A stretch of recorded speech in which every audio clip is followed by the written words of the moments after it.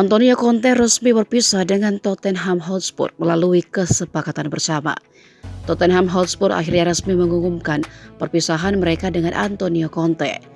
Pengumuman tersebut diberikan oleh pihak klub pada Senin 27 Maret dini hari.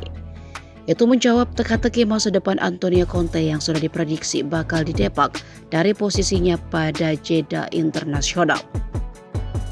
Antonio Conte memilih pergi meninggalkan Tottenham Hotspur usai berselisih dengan manajemen klub.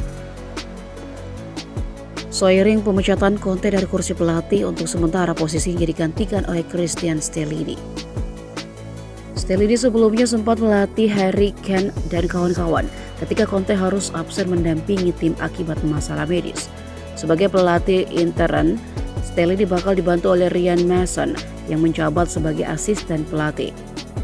Tugas keduanya menangani Spurs bakal berlangsung hingga Liga Inggris musim 2022-2023 berakhir.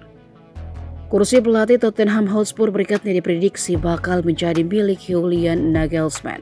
Pasalnya Julian Nagelsmann baru saja dipecat dari Bayern Munchen dan tengah coba didekati oleh manajemen Spurs.